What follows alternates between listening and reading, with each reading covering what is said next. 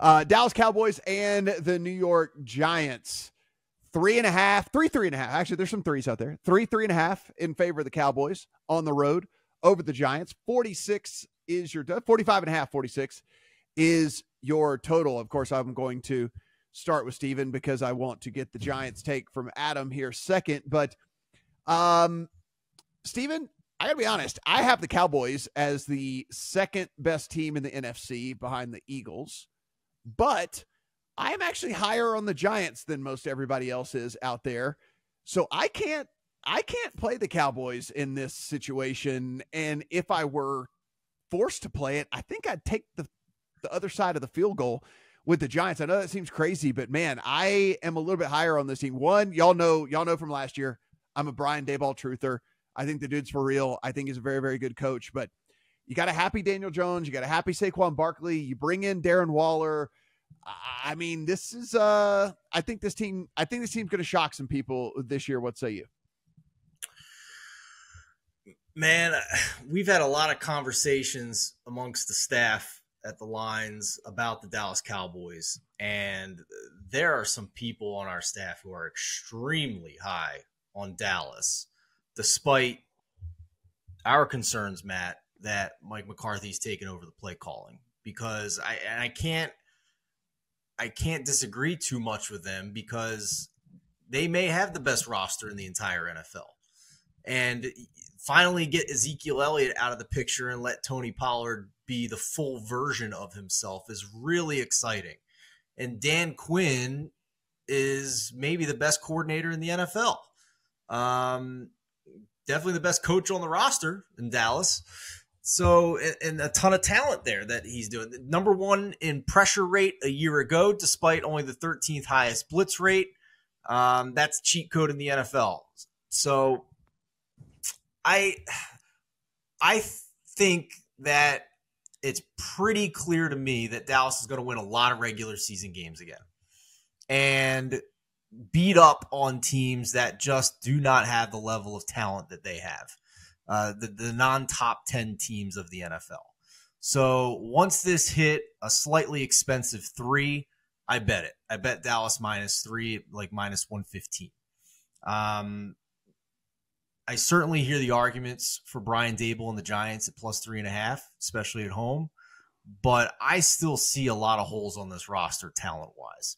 And I still would be relying on Brian Daboll to coach his way out of that against an elite roster and an elite team in this situation. So I'm not ruling out backing Daboll in different spots this year, but this seems like a situation for me where the Giants ran pure with some variance last year, won a lot of one-score games, tried to make some improvements, but nothing really offensively was headline-worthy to me. Like, Darren Waller's nice.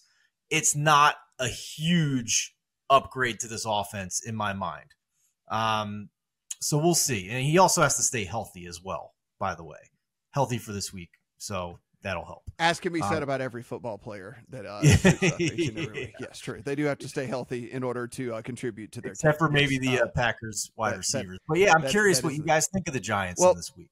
Well, so I obviously the team that Adam knows the second most about here, and I want to ask you a couple of questions about this. So I don't think anyone's going to question this front seven. I mean, look, the defensive line is friggin' ridiculous. Like it's really good. There are some unproven names in the secondary. So basically, if they don't get pressure home, are these guys going to be able to cover? I think that's a fair question heading into the year.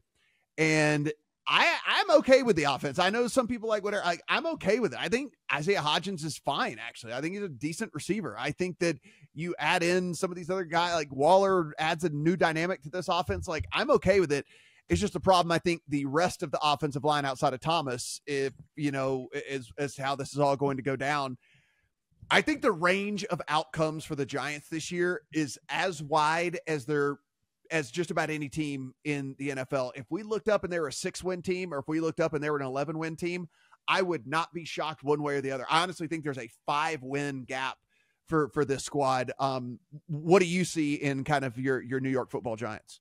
I actually don't think the band is quite that wide on the Giants this year. I think you're probably looking at a team that, because of the schedule situation for them, which is very unfavorable compared to last year when they did, as Steven mentioned, go 8-4 in one-score games. I think the band for the Giants this year probably looks more like 5-9.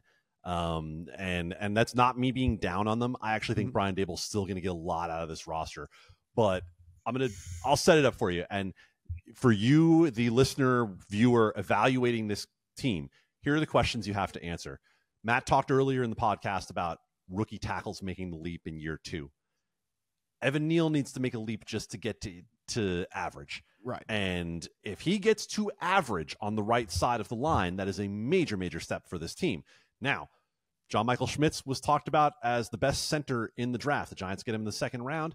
They hope to God he's plug and play in the middle of that line, because left guard and right guard are the 2 weakest spots on this offensive line if you believe Evan Neal's going to get a little better. If those 2 spots, center and right tackle, are in any better shape, then I think you can feel a lot more confident about the Giants. That being said, this is week 1 against one of the most fearsome pass rushes in the NFL, and I think Daniel Jones might be running for his life in this game. If I were going to play it, and I'll give you a little preview here, the only way I'm playing this game is probably either under, if I'm playing full game, or I'm looking for sack props, right? I think I'm probably willing to get involved with sack props with Dallas, because I truly believe that Daniel Jones could be sacked 5, 6, 7 times in this game. So for the Giants, the one thing I'll push back on a little bit is that Darren Waller, if healthy, is a major difference maker, not only for this quarterback, but for this coaching staff. You give them the opportunity to move Darren Waller all over the field. And if you read what's come out of Giants camp, beat writers weren't talking about, oh, Darren Waller's a nice little target for Daniel Jones. They were saying Darren Waller is uncoverable. And if that kind of Darren Waller shows up this year, even for 12, 13 games for the Giants, I think he's going to have 2 or 3 of those he eats all game, gets 12 catches, and is the star of the game sorts of contest. Defensive side of the ball, Matt, you put it very well.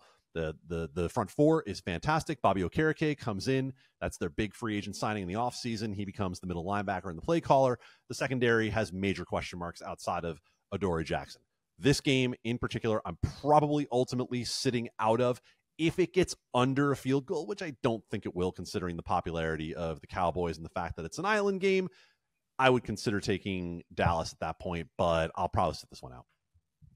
Yeah, I think one of the things I'll be looking for a little bit later in the season too, I think Jalen Hyatt ends up working his way into, if not the wide receiver 1 spot for this team, certainly the wide receiver 2 spot for this team. I know he wasn't asked to do a lot at Tennessee, but there's some talent there with Jalen Hyatt. And so I think, like, as the season progresses and his route tree just gets a little bit bigger and he gets a little bit more comfortable with having to be more than just a burner, I'm going to be buying in on some Jalen Hyatt. I'm going to be getting me some shares of that for sure, because I think he's a pretty talented dude. I thought that was a good draft pick for them.